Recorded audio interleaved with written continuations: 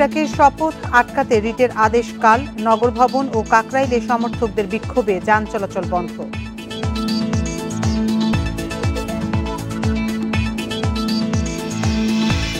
নির্বাচন কমিশনের বিরুদ্ধে পক্ষপাতের অভিযোগে আগারগাঁওয়ে এনসিপির বিক্ষোভ, ইসি পুনর্গঠনের দাবি।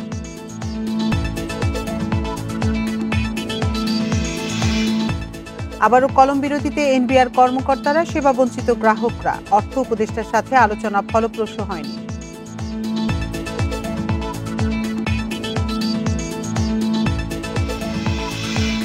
28 মের মধ্যে শ্রমিকদের পাওনা শোধ করতে বললেন উপদেষ্টা, বেতন না দেয়ায় 5 মালিকের বিরুদ্ধে শ্রম আদালতে মামলা।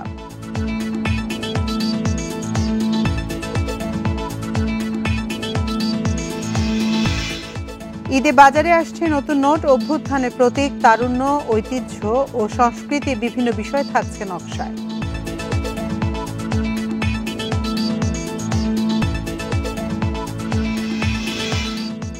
স্বাগত বিরতিহীন সংবাদ দুপুরে, আপনাদের সাথে আছি আমি আতিফ আঞ্জুমান। শিরোনাম শুনছিলেন এতক্ষণ, এবার চলে যাচ্ছি পুরো খবরে। বিএনপি নেতা ইশরাক হোসেনের ঢাকা দক্ষিণের মেয়র হিসেবে শপথ না পড়ানোর আবেদনের রিটের আদেশ আগামীকাল বেলা 11:15টার দিকে এই আদেশ দেয়া হবে। এর আগে আজ আবারও রিটের উপর হাইকোর্টে শুনানি হয়।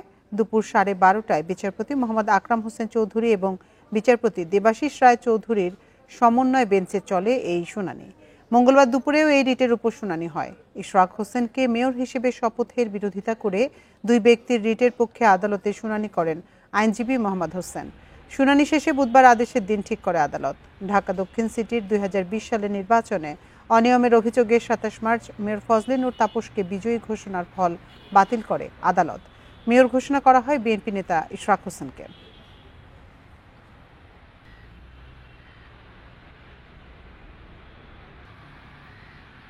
তাদের বক্তব্যটা ইলিগাল, নট এন্টারটেনেবল, তাদের আমরা খারিজ হবে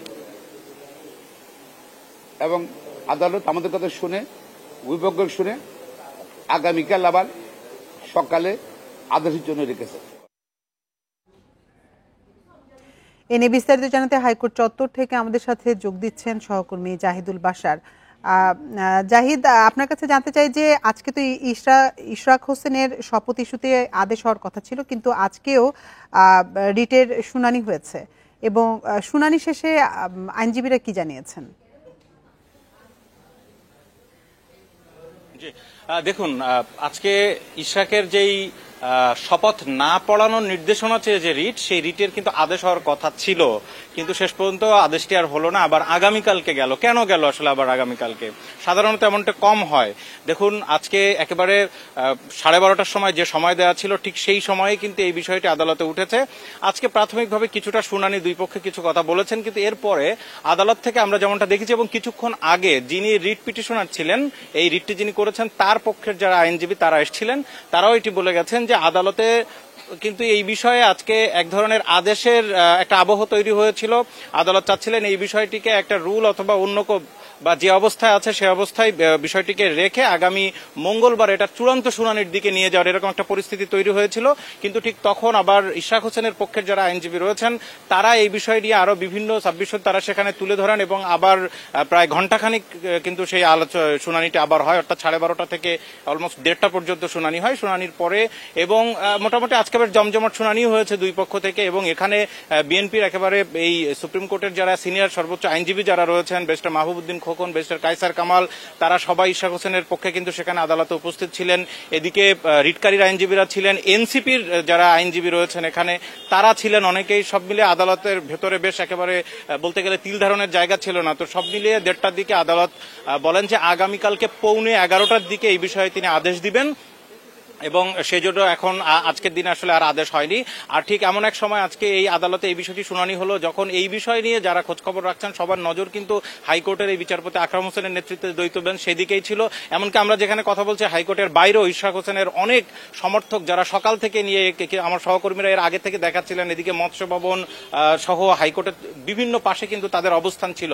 সব মিলিয়ে আজকে কিছুক্ষণ আগে যখন এই আদেশটি আসে যে আগামীকালকে এই বিষয়ে চূড়ান্ত আদেশ দেওয়া হবে, তার পরবর্তীতে এখানে আইনজীবীরা কিন্তু ব্রিফিং করেছেন বিএনপির পক্ষ থেকে, অর্থাৎ ইশরাক হোসেনের পক্ষে যারা আইনজীবী ছিলেন তারা বলেছেন যে এই বিষয়টি আদালতও বলেছেন যে এখানে যিনি পিটিশন দায়ের করেছেন এই বিষয়ে তার পিটিশন দায়ের করার কোনো অধিকারই নেই, অর্থাৎ এই রিটটি আসলে হয়নি। এগুলোই তিনি আদালতে বলার চেষ্টা করেছেন এবং আদালতে বিভিন্নভাবে এই কথাগুলো উঠে এসেছে। এক পর্যায়ে আদালত তখন বলেন যে এই বিষয়ে সুমোটো আদেশ দিতে পারে কিনা আদালত, অর্থাৎ আদালত নিজ ইচ্ছা, অর্থাৎ আদালত ইচ্ছাকৃত বা শতপ্রণোদিত হয়ে কোনো আদেশ দিতে পারে কিনা। তখন বিএনপির আইনজীবীরা এর কড়া বিরোধিতা করেন। তারা বলেন আজকে ইশরাকের বিষয় নিয়ে যদি আদালত স্বপ্রণোদিত হয়ে কোনো আদেশ দেয় তাহলে প্রশ্ন উঠবে, এর আগে যখন বিচারপতি এই বাংলাদেশের প্রধান বিচারপতি সিনহাকে নিয়ে ঘটনা ঘটেছে, এর আগে বিভিন্ন নির্বাচনী ইস্যু রাজনৈতিক ইস্যুগুলোকে নিয়ে যখন কথা হয়েছে আদালতে এসেছে, তখন কেন আদালত সুমোটো দেয়নি। এই বিষয়ে বিএনপির আইনজীবীরা এ নিয়ে তারা সেখানে প্রবল বিরোধিতা করেন এবং এক পর্যায়ে আদালত সেখান থেকে সরে আসেন এবং কালকে আদেশের জন্য রেখেছেন। একই সাথে যারা রিট পিটিশন করেছেন, অর্থাৎ ইশরাকের বিপক্ষে যারা এখানে রিটটি দায়ের করেছেন, তাদের আইনজীবীরা বলার চেষ্টা করেছেন বা বলেছেন যে এখানে যেই রায়টি নিম্ন আদালত থেকে দেওয়া হয়েছে সেই রায়ে অনেকগুলো জায়গায় ভুল ছিল, নির্দিষ্ট সময়ে এটির আর্জি সংশোধন করা হয়নি, আর্জিতে ভুল ছিল, ইশরাকের যে সমস্ত সাক্ষীরা সেখানে সাক্ষ্য গ্রহণ করার কথা ছিল তারা করেননি, নির্বাচন কমিশন এখানে একটা পার্টি ছিল তারা এই রায়ের বিরুদ্ধে অ্যাপিল করার কথা ফার্দার কোর্টে, সেটিও তারা করেননি। সব মিলে ইশরাককে বাড়তি সুবিধা দেওয়ার চেষ্টা করা হয়েছে। জাহিদুল, আমরা বুঝতে পেরেছি, আমাদের আগামীকাল পর্যন্ত অপেক্ষা করতে হবে। আপনাকে অসংখ্য ধন্যবাদ জাহিদুল আমাদের সাথে যোগ দেওয়ার জন্য। ঢাকা দক্ষিণ সিটির মেয়র হিসেবে ইশরাক হোসেনকে দায়িত্ব দ্রুত বুঝিয়ে দেওয়ার দাবিতে নগর ভবন ও মৎস্য ভবনের সামনে বিক্ষোভ করছেন সমর্থকরা। আন্দোলনের জেরে সপ্তম দিনের মতো বন্ধ রয়েছে নগর ভবনের দাপ্তরিক কার্যক্রম। সকাল 10টার পর থেকে শুরু হয় ইশরাক সমর্থকদের এই বিক্ষোভ কর্মসূচি। এর আগে মঙ্গলবার দাবি আদায় না হওয়া পর্যন্ত আন্দোলন চালিয়ে যাওয়ার ঘোষণা দেন বিক্ষোভকারীরা। নগর ভবনের প্রধান ফটক বন্ধ করে মঞ্চ তৈরি করেন তারা। ইশরাককে মেয়র হিসেবে শপথ নেওয়ার দাবি জানান তারা। গত মার্চে ইশরাক হোসেনকে ঢাকা দক্ষিণের মেয়র ঘোষণা করে রায় দেয় আদালত। এদিকে ঢাকা দক্ষিণ সিটি নির্বাচিত প্রতিনিধিদের মেয়াদ শেষ হচ্ছে জুনের প্রথম সপ্তাহে।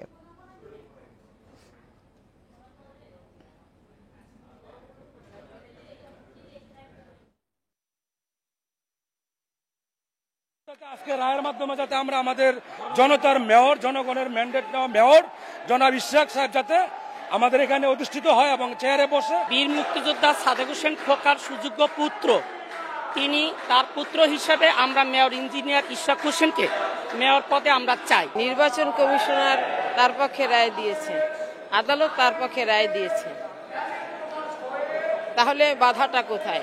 সরকারকে জানাতে চেষ্টা করেছি আপনাদের মাধ্যমে যে আপনারা এই ন্যায্য দাবিটা মেনে নেন, গেজেট অনুযায়ী আপনারা ইশরাককে মেয়র হিসাবে শপথ পড়ান। আচ্ছা, আপনারা এ নিয়ে বিস্তারিত জানাতে আমাদের সাথে যোগ দিচ্ছেন সহকর্মীরা। শুরুতেই যাচ্ছি মৎস্য ভবনের সামনে, সেখানে আছেন আমাদের সহকর্মী আদিলুর রহমান। আদিল, এর আগে আমরা দেখেছি যে শুধুমাত্র নগর ভবনের সামনেই বিক্ষোভ কর্মসূচি হয়েছে, আজকে দেখা যাচ্ছে যে তাদের এই বিক্ষোভ মৎস্য ভবনের সামনে পর্যন্ত চলে এসেছে। পরিস্থিতি আপনি আসলে কেমন দেখছেন সেখানে, জানাবেন আমাদের। দেখুন, শুধু মৎস্য ভবন নয়, কয়েকটি পয়েন্টেই এই বিক্ষোভকারী যারা আছেন বা আন্দোলন যারা করছেন ইঞ্জিনিয়ার ইশরাক হোসেনকে মেয়র পদে বসানোর জন্য বা ইশরাক হোসেনকে মেয়রের দায়িত্ব বুঝিয়ে দেওয়ার জন্য তাদের যে আন্দোলন গত বুধবার থেকে চলছে, শুধুমাত্র মাঝে একদিন বিরতি ছিল, এরপরে কিন্তু আসলে প্রত্যেক দিনই হচ্ছে। কিছুক্ষণ আগে আমাদেরকে আদালত চত্বর থেকে আদালতের খবরটি জানাচ্ছিলেন আমাদের সহকর্মী। আমরা যেটি আসলে এখানকার প্রতিক্রিয়া যেটি আসলে পাচ্ছি সেটি হচ্ছে যে যখন নতুন করে ঘোষণা আসলো যে আগামীকাল রায় ঘোষণা করা হবে, এটি নিয়ে এখানে যারা আন্দোলন করছেন তাদের মধ্যে কিন্তু আসলে আমরা এক ধরনের ক্ষোভ দেখেছি এবং তারা বলছেন যে কেন আসলে এই গড়িমসিটি করা হচ্ছে। আজকে বলা হলো প্রথমে যে আজকে রায় দেওয়া হবে, এরপরে আবার আজকে শুনানি হলো, এরপরে বলা হচ্ছে যে আগামীকালকে এটি ঘোষণা করা হবে। তো এই জায়গায় যারা আন্দোলন করছিলেন, আপনাকে বলে রাখি যে আজকে আন্দোলনের সময়সীমা ছিল বিকেল 5টা পর্যন্ত। এখন নতুন করে তারা সিদ্ধান্ত নিচ্ছেন যে তারা আসলে 5টা পর্যন্ত আন্দোলন করবেন না, হচ্ছে এই আন্দোলনটা আগামীকালকে পর্যন্ত আসলে তারা চালাবেন এবং আজকে এখানে স্থায়ী হবেন।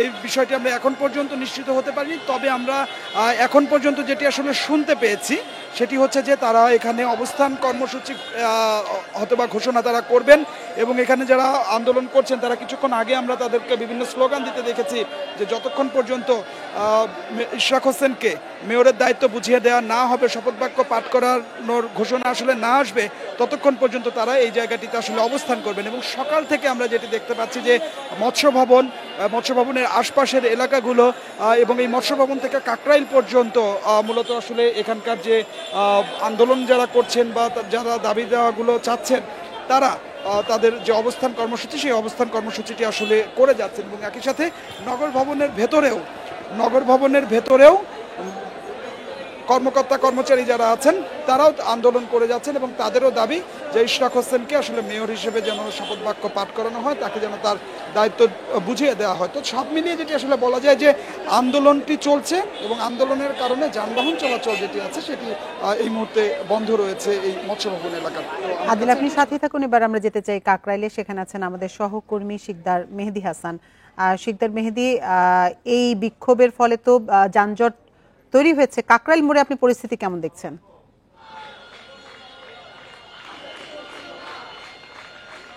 আসলে এই বিক্ষোভকে ঘিরে সকাল ঠিক 10:30টার পর থেকে কিন্তু এখানকার যে কাকরাইল মোড় সেই কাকরাইল মোড় বন্ধ আছে এবং কাকরাইল মোড়ের সাথে যতগুলো রাস্তার সংযোগ রয়েছে, যদি আমি বলি যে একদিকে রয়েছে মতিঝিল, আর একদিকে রয়েছে আপনার মগবাজার মালিবাগ এবং একদিকে রয়েছে আপনার বাংলা মোটর এবং অপরদিকে রয়েছে মৎস্য ভবন। পুরো যতগুলো আসলে সংযোগ সড়ক এই সড়কটির সাথে যুক্ত রয়েছে সবগুলো সড়কই কিন্তু আসলে এখানে বন্ধ রয়েছে। পাশাপাশি যদি এখানকার যারা নেতাকর্মীরা আছেন তাদের কথা একটু বলি, আসলে আপনি জানেন যে কিছু সময় আগেই আসলে আদালত থেকে এটি ঘোষণা আসে যে আগামীকালকেই রায় পিছানো হয়েছে এবং তারপর থেকেই কিন্তু এখানে নেতাকর্মীরা আরও বেশি স্লোগান দিচ্ছেন এবং তারা তাদের দাবি তুলে ধরছেন যে কেন আজকে হবে না। এবং আইন শৃঙ্খলা পরিস্থিতির কথা যদি আমি বলি তাহলে সেক্ষেত্রে আসলে কিছু সময় আগেই এখানে রমনা জোনের যিনি উপপুলিশ কমিশনার মাসুদুর রহমান উনি এসেছিলেন এবং উনিও এখানকার যারা অবস্থানরত আছেন তাদেরকে তিনি অনুরোধ করেছেন যে যেহেতু বিষয়টি একদিন পিছানো হয়েছে তাহলে সেক্ষেত্রে জনগণের ভোগান্তিটাকে আসলে আপনারা না বাড়িয়ে হয়তো বা আগামীকালের জন্য আপনারা অপেক্ষা করেন এবং আপনারা আদালতের যে নির্দেশনা সেই নির্দেশনার প্রতি আপনারা শ্রদ্ধা জানাবেন কিনা, যে কারণে আজকে এই সড়কটিকে ছেড়ে দেওয়ার জন্য এবং জনগণের চলাচলের সুবিধার জন্য কিন্তু তারা এই অনুরোধটি জানিয়েছেন। কিন্তু আসলে সেই তার পরিপ্রেক্ষিতে কিন্তু আসলে নেতাকর্মীরা কোনো ধরনের সেরকম কোনো ঠাঁই দেয়নি, তারা এখানেই দাঁড়িয়ে আছেন এবং তারা বলছেন যে যতক্ষণ পর্যন্ত না ঢাকা দক্ষিণ সিটি কর্পোরেশনের যে মেয়র হিসাবে ইশরাক হোসেনের রায় আসছে ততক্ষণ পর্যন্ত তারা আসলে এখানেই অবস্থান করবেন এবং তারা তাদের এই অবস্থানে অনড় থাকবেন বলেই তারা বলেছেন।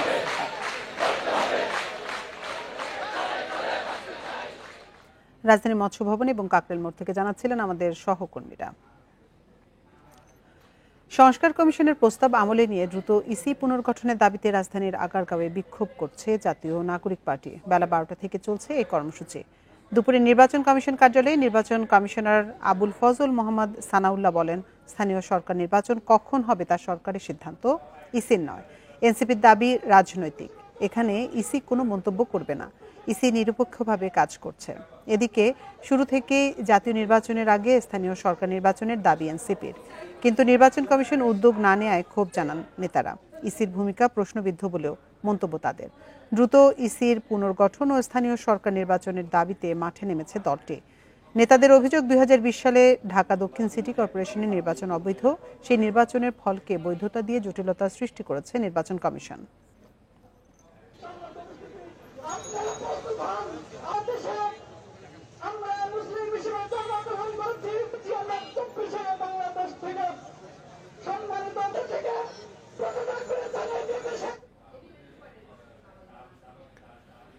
রাজনৈতিক দল ও প্রার্থীর আচরণ বিধিমালার খসড়া নীতিগত অনুমোদন দিয়েছে নির্বাচন কমিশন। এ নিয়ে বিস্তারিত জানাতে রাজধানীর আগারগাঁও থেকে আমাদের সাথে যোগ দিচ্ছেন সহকর্মী মাহমুদুল হাসান। মাহমুদুল হাসান, এই যে রাজনৈতিক দল এবং প্রার্থীর আচরণ বিধিমালার খসড়া নীতিগত অনুমোদন দিয়েছে নির্বাচন কমিশন, এ নিয়ে সবশেষ কি তথ্য আছে আপনার কাছে?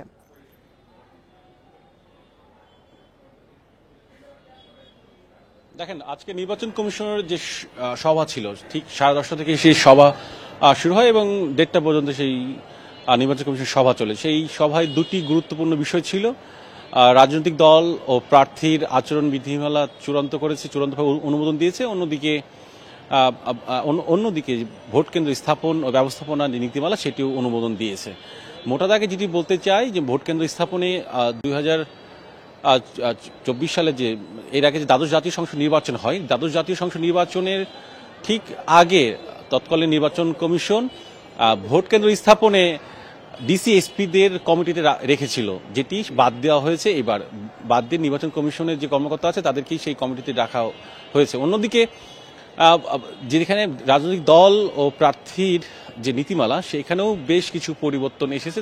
সেই পরিবর্তনের মধ্যে অন্যতম যে জায়গাগুলো সেটি হচ্ছে ইসি পরীক্ষামূলকভাবে এবার কিছু আসনে এরকম একটি ব্যবস্থা রাখতে চাই যে প্রার্থীরা প্রচারণা চালাবে না, ইসি প্রচার চালানোর জন্য ব্যবস্থা করবে, এমন কিছু নিয়মকরণ করতে যাচ্ছে। এবং ডিজিটাল মাধ্যম থেকে শুরু করে বেশ কিছু পরিবর্তন তারা নিয়ে আসতে চাচ্ছে। অন্যদিকে এনসিপির যে দাবি, এনসিপি যেটি নির্বাচন কমিশনের যে পুনর্গঠন চেয়েছে, নিশ্চয়ই ঠিক এখানে নির্বাচন কমিশনের সামনে এনসিপি আজকে বিক্ষোভ দেখিয়েছে এবং কিছুক্ষণ আগেও বিক্ষোভ চলছিল, সেটি এখন শেষের দিকে বা শেষ পর্যায়ে আছে বলা যেতে পারে। নির্বাচন কমিশনের সামনে বিক্ষোভ করেছে এনসিপি নেতাকর্মীরা। এক পর্যায়ে পুলিশের যে ব্যারিকেড সেটি ভেঙে নির্বাচন কমিশনের ভেতরে ঢোকারও চেষ্টা করেছেন। এনসিপির দাবি যে জাতীয় নির্বাচনের আগে স্থানীয় সরকার নির্বাচন তারা করেছে এবং একই সঙ্গে এই নির্বাচন কমিশন অর্থাৎ বর্তমান যে নির্বাচন কমিশন, সেই বর্তমান নির্বাচন কমিশন নিরপেক্ষভাবে দায়িত্ব পালন করতে পারছে না, যে কারণে ইসি তাদের পদত্যাগ করার দাবি করছে এবং ইসির পুনর্গঠনের দাবি করছেন। এবং এখানে কিন্তু বেশ বলা যেতে পারে যে তারা স্লোগান দিয়েছেন, অনেকে বক্তব্য দিয়েছেন। এই পরিপ্রেক্ষিতে নির্বাচন কমিশনকে প্রশ্ন করা হয়েছিল যে এনসিপি যে ইসির পুনর্গঠন চেয়েছে তাদের পক্ষ থেকে বক্তব্য কি। ইসি যেটি বলেছে যে এনসিপির বক্তব্য রাজনৈতিক, এই বিষয়ে তারা কিছু মন্তব্য করবে না, তবে নির্বাচন কমিশন দায়িত্ব পালন করছে নিরপেক্ষভাবে। এবং একই সঙ্গে বলছে যে স্থানীয় সরকার নির্বাচন আসলে এইটি নির্বাচন কমিশনের বিষয় না, সরকার যদি চায়, যখন সরকার চাইবে তখনই স্থানীয় সরকার নির্বাচন কমিশন করবে বলে জানিয়েছেন। এই বক্তব্য কিন্তু আগেও দিয়েছিল নির্বাচন কমিশনের যে পক্ষ থেকে, যেটি বলা হয়েছে যে তারা মূলত জাতীয় নির্বাচন অর্থাৎ সামনে যে 13শ জাতীয় সংসদ নির্বাচন হবে সেই নির্বাচনের প্রস্তুতি নিচ্ছে। স্থানীয় সরকার নির্বাচন প্রস্তুতি তাদের নেই বা নিচ্ছে না। তবে যদি সরকার চায়, যে সরকার যদি মনে করে যে আগে স্থানীয় সরকার নির্বাচন করতে হবে বা কিছু স্থানীয় সরকার নির্বাচন করতে হবে, সেই ক্ষেত্রে নির্বাচন কমিশন স্থানীয় সরকার নির্বাচন করবে। মোটা দাগে যেটি বলা যেতে পারে যে নির্বাচন কমিশনের বাইরে আজকে এনসিপি বিক্ষোভ করেছে এবং নির্বাচন কমিশনের ভিতরে নির্বাচন কমিশন তার যে প্রস্তুতি, সেই প্রস্তুতি নিচ্ছে। সব মিলে যেটি বলা যেতে পারে যে নির্বাচন কমিশন যে সামনে জাতীয় সংসদ নির্বাচন, সেই প্রস্তুতির দিকে এগিয়ে যাচ্ছে। অন্যদিকে এনসিপি বলছে যে জাতীয় নির্বাচনের আগে স্থানীয় সরকার নির্বাচন চায় এবং একই সঙ্গে এই নির্বাচন কমিশন নিরপেক্ষ নয়, এই নির্বাচন কমিশনকে পদত্যাগ করতে হবে। রাজধানীর আগারগাঁও থেকে জানাচ্ছিলেন সহকর্মী মাহমুদুল্লাহ হাসান। এনবিআর বিভক্তির অধ্যাদেশ বাতিল ও চেয়ারম্যানের পদত্যাগের দাবিতে লাগাতার অসহযোগের ঘোষণা দিয়েছে এনবিআর এর সংস্কার ঐক্য পরিষদ। বুধবার দুপুরে এক সংবাদ সম্মেলনে এসব কর্মসূচির ঘোষণা দেয় সংগঠনটি। জানানো হয় বৃহস্পতিবার প্রধান উপদেষ্টার কাছে দাবিগুলো স্মারকলিপি পাঠাবে তারা। এ সময় দেশের সব আয়কর, ভ্যাট ও কাস্টমস অফিসের পাশাপাশি রপ্তানি ও আন্তর্জাতিক যাত্রী সেবা আওতাভুক্ত থাকবে বলে জানানো হয়। এরপর শনিবার ও রোববার ট্যাক্স, কাস্টমস ও ভ্যাট বিভাগ এই কর্মবিরতি পালন করবে। সোমবার আন্তর্জাতিক যাত্রী সেবা বাদে অন্যান্য বিভাগের কর্মকর্তারা পূর্ণাঙ্গ কর্মবিরতি পালন করবে বলে জানানো হয়।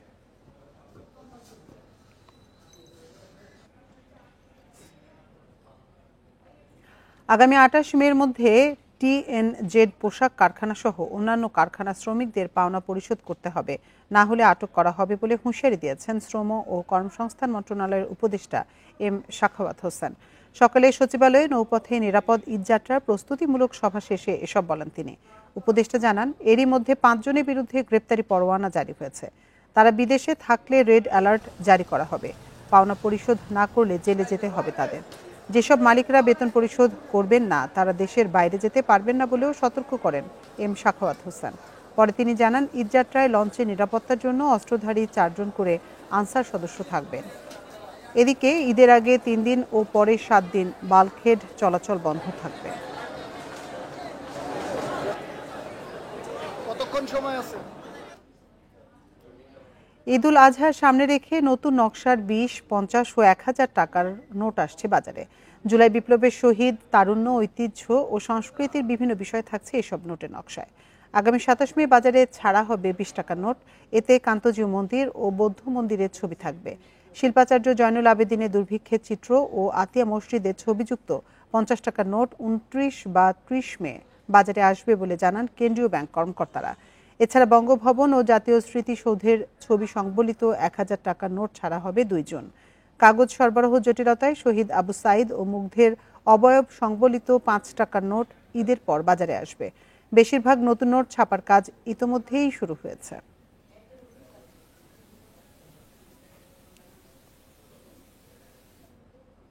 আপনারা দেখছেন বিরতিহীন সংবাদ দুপুর। অন্যান্য সংবাদের সাথে আরো যা থাকছে। 10 মাসে ভোক্তা অধিদপ্তরে প্রায় 85,000 অভিযোগ, অর্ধেকের বেশি অনলাইন কেনাকাটায় সমন্বয়ের তাগিদ।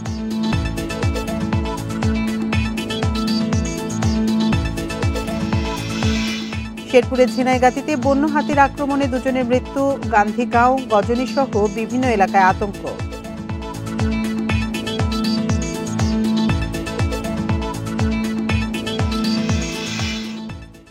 দলীয় শৃঙ্খলা ভঙ্গের অভিযোগে জাতীয় নাগরিক পার্টি এনসিপির জ্যেষ্ঠ যুগ্ম মুখ্য সমন্বয়ক আব্দুল হান্নান মাসউদকে কারণ দর্শানোর নোটিশ দেওয়া হয়েছে। এ বিষয়ে আগামী 3 দিনের মধ্যে ব্যাখ্যা দিতেও বলা হয়েছে। সকালে এনসিপির যুগ্ম সদস্য সচিব সালেউদ্দিন সিফাতের সই করা বিজ্ঞপ্তিতে এই নোটিশ পাঠানো হয়। নোটিশের তথ্যানুসারে সোমবার একটি আবাসিক এলাকায় সমন্বয়ক পরিচয়ে বিশৃঙ্খলা করার অভিযোগে বৈষম্য বিরোধী ছাত্র আন্দোলনের মোহাম্মদপুর থানার আহ্বায়ক সাইফুল ইসলাম রাব্বি সহ 3 জনকে আটক করে ধানমন্ডি থানা পুলিশ। পরে বিশৃঙ্খলা সৃষ্টির অভিযোগে রাব্বিকে সব ধরনের সাংগঠনিক কার্যক্রম থেকে অব্যাহতি দেওয়া হয়। এদিকে আটক 3 জনের মুচলেকা প্রদান করে থানা থেকে জামিন করান আব্দুল হান্নান মাসুদ।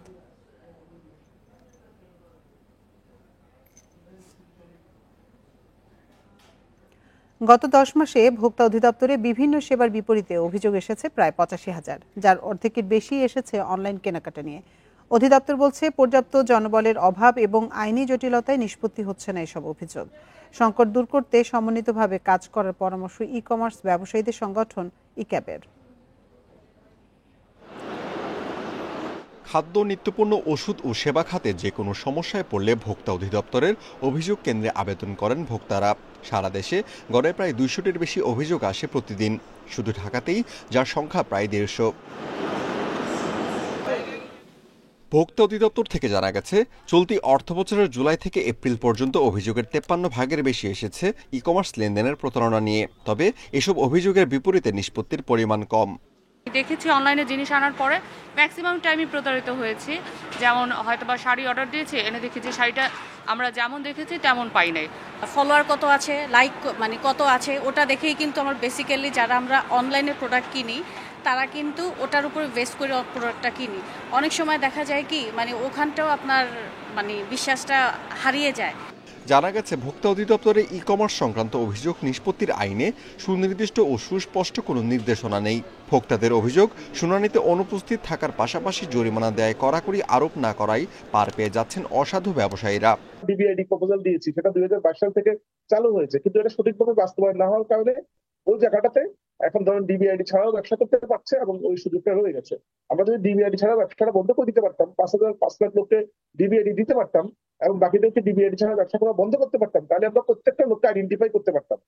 ই-ভ্যালি, ই-কমার্স, এই ধরনের কিছু প্রতিষ্ঠান আসলে এগুলো ফাইন্যান্সিয়াল ট্রানজ্যাকশন। ফাইন্যান্সিয়াল ট্রানজ্যাকশনটা বেসিক্যালি আমাদের এর বাইরে, এটা ব্যাংকিং ট্রানজ্যাকশনের মতো। শেষে যাই হোক, এটা বাণিজ্য মন্ত্রণালয়ের একটা ই-কমার্স সেল খুলে অভিযোগ নিয়ে আমাদের কাছে পাঠিয়েছে। আমরা এটা তদন্ত করছি, এটা সময় লাগবে। এদিকে নিষ্পত্তির হার বাড়াতে নতুন জনবল নিয়োগ সহ বেশ কিছু প্রস্তাব নিয়ে শিগগিরই বাণিজ্য মন্ত্রণালয়ে চিঠি দেবে ভোক্তা অধিদপ্তর। Amirul Islam, independent news, Dhaka. নিষিদ্ধ রাজনৈতিক দলের সব ধরনের প্রচারণায় নিষেধাজ্ঞা দেয়া সন্ত্রাসবিরোধী অধ্যাদেশের ধারা স্থগিত করে পুনর্বিবেচনা দাবি জানিয়েছে সম্পাদক পরিষদ। মঙ্গলবার সম্পাদক পরিষদের সভাপতি মাহফুজ আনাম ও সাধারণ সম্পাদক দেওয়ান হানিফ মাহমুদ এক বিবৃতিতে এই দাবি জানান। বিবৃতিতে বলা হয়, গত 12 মে আওয়ামী লীগের কার্যক্রম নিষিদ্ধ করে সরকার। এর আগে 11 মে সন্ত্রাসবিরোধী সংশোধন অধ্যাদেশ 2025 জারি করা হয়। এতে 16 নম্বরের ধারা 20-এ কোনো সংগঠন বা তার পক্ষে বা সমর্থনে প্রেস বিবৃতির প্রকাশনা বা মুদ্রণ কিংবা গণমাধ্যম, অনলাইন, সামাজিক মাধ্যম বা অন্য কোনো মাধ্যমে প্রচারণা অথবা মিছিল, সভা সমাবেশ বা সংবাদ সম্মেলন ও জনসম্মুখে বক্তৃতা প্রদানের প্রচার নিষিদ্ধ করা হয়। এই নতুন ধারাগুলো জনগণের স্বাধীন মত প্রকাশ ও গণমাধ্যমের অধিকার সীমিত করতে পারে বলে বিবৃতিতে উদ্বেগ জানিয়েছে সম্পাদক পরিষদ। এই ধারা অপব্যবহারের সুযোগ থাকবে এমন শঙ্কা জানিয়ে এমন ধারা সংযোজন অন্তর্বর্তী সরকারের কাছ থেকে কাম্য নয় বলে জানায় পরিষদ। কালো টাকা সাদা করার প্রত্যক্ষ ও পরোক্ষ সব সুযোগ অধ্যাদেশের মাধ্যমে চিরতরে বাতিলের আহ্বান জানিয়েছে ট্রান্সপারেন্সি ইন্টারন্যাশনাল বাংলাদেশ টিআইবি। মঙ্গলবার এক বিবৃতিতে আওয়ামী লীগ আমলে কর দিয়ে কালো টাকা সাদা করার সুবিধা বাতিলে অন্তর্বর্তী সরকারের ঘোষণাকে স্বাগত জানায় টিআইবি। দুর্নীতি সহায়ক ও বৈষম্যমূলক কিছু বিধান বাতিল করার আহ্বান জানিয়ে সংস্থাটি বলে, স্বাধীনতার পর এ পর্যন্ত ২১ বার কালো টাকা সাদা করার সুযোগ দেওয়া হয়েছে, যা অনৈতিক, বৈষম্যমূলক ও দুর্নীতিকে পুরস্কৃত করে। অধ্যাদেশের মাধ্যমে এমন সুবিধা চিরতরে বন্ধের আহ্বান জানিয়েছে দুর্নীতি বিরোধী এই আন্তর্জাতিক প্রতিষ্ঠান।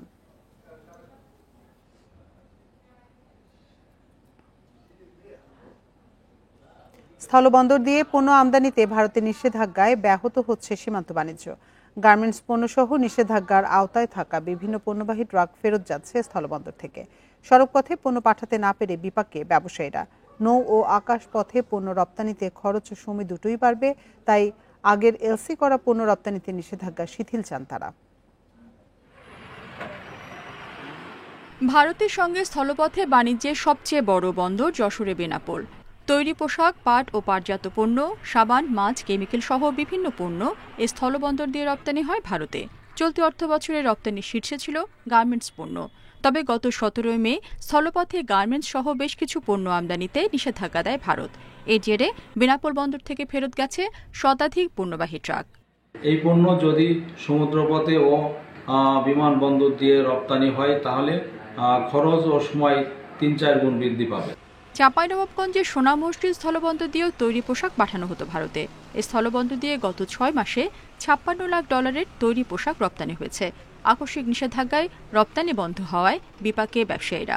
সোনামুজি স্থলবন্দর এক্সপোর্ট না হলে আমরা এক্সপোর্টের দিক থেকে আমরা বঞ্চিত থাকবো। সিলেটে চাতলা, শেওলা, জকিগঞ্জ সহ কয়েকটি স্থলবন্দর দিয়ে প্রক্রিয়াজাত খাদ্যপণ্য, প্লাস্টিক সামগ্রী, ফলমূল রপ্তানি হয়ে থাকে ভারতে। ব্যবসায়ীরা বলছেন, নিষেধাজ্ঞার জেরে 7 সিস্টার সহ সিলেট সীমান্তবর্তী ভারতের বিভিন্ন এলাকায় পণ্যের দাম বাড়বে। আমদানিকারক রপ্তানিকারক যে ডলারেই নিবে সেই ডলারে কস্টিং করেই বিক্রি করবে, ক্ষতিগ্রস্ত হবে জনগণ। ভারতের নিষেধাজ্ঞার জেরে ব্রাহ্মণবাড়িয়ার আখাউড়া স্থলবন্দরে দৈনিক ৪০ লাখ টাকার পণ্য রপ্তানি কমেছে বলছেন ব্যবসায়ীরা। রপ্তানি ৩০% কমায় স্থলবন্দরের রাজস্ব আদায়েও নেতিবাচক প্রভাব পড়ছে জানালেন কর্তৃপক্ষ। আগে যেত পার ডে ৩০-৪০ গাড়ি, আর এখন কমে আসছে, এটা 10 গাড়ি চলে আসছে। কিন্তু ওই পণ্যগুলো আমরা এক্সপোর্ট বেশি করতাম, ওগুলো কমে আসছে। মানে আমাদেরও বন্দর মাসুল আগে যেতে কমে যাবে। নিষেধাজ্ঞা দেওয়ার পর লালমনিরহাটের বুড়িমারি স্থলবন্দর থেকে অন্তত 18টি পণ্যবাহী ট্রাক ফেরত গেছে। পঞ্চগড়ের বাংলাবান্ধা সীমান্ত দিয়েও ভারতের প্রক্রিয়াজাত খাদ্য সামগ্রী ও প্লাস্টিক পণ্য রপ্তানি বন্ধ রয়েছে। তবে নিষেধাজ্ঞার বাইরে থাকা সব পণ্য রপ্তানি স্বাভাবিক আছে। রেশমি নন্দী, ইন্ডিপেন্ডেন্ট নিউজ। শেরপুরে ঝিনাইগাতিতে বন্য হাতির আক্রমণে আলাদা 2 স্থানে 2 জনের মৃত্যু হয়েছে। রাতে উপজেলার গান্ধিগাঁও গ্রামে এ ঘটনা ঘটে। প্রত্যক্ষদর্শীরা জানান, রাত 9টার দিকে গান্ধিগাঁও গ্রামের লোকালয়ে চলে আসে বন্য হাতি। এ সময় ঢাকঢোল পিটিয়ে ও আগুন জ্বালিয়ে হাতি তাড়ানোর সময় পায়ে পিষ্ট হয়ে মারা যান আজিজুর রহমান। অন্যদিকে স্থানীয় 4 জন রাত 10:30টার দিকে বাড়ি ফেরার পথে বন্য হাতির দলের মুখে পড়ে। এ সময় অন্যরা দৌড়ে বাঁচতে পারলেও মারা যান এফিলিস হাদিক। এলাকাবাসী জানান, গত কয়েকদিন ধরে বন্য হাতির দল গজনী ও আশপাশ এলাকায় অবস্থান করে বোরো ধান, কাঁঠাল ও লিচুর বাগান সহ বিভিন্ন স্থানে হানা দিচ্ছে। এই ঘটনায় এলাকা জুড়ে আতঙ্ক বিরাজ করছে। বন্য হাতির উপদ্রব রোধে প্রয়োজনীয় ব্যবস্থা গ্রহণের দাবি জানিয়েছেন স্থানীয়রা।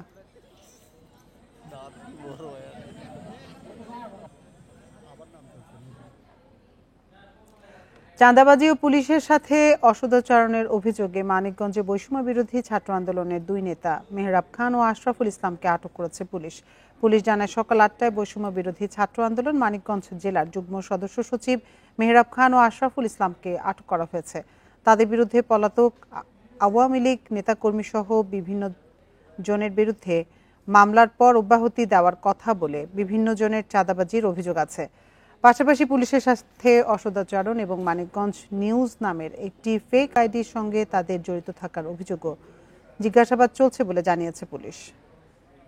আর এই ছিল বিরতিহীন সংবাদ দুপুরের আজকের আয়োজনে। ইন্ডিপেন্ডেন্ট টেলিভিশনের সব খবরে বিস্তারিত জানতে চোখ রাখুন ফেসবুক, ইউটিউব এবং এক্সে। এতক্ষণ সাথে থাকার জন্য ধন্যবাদ সবাইকে।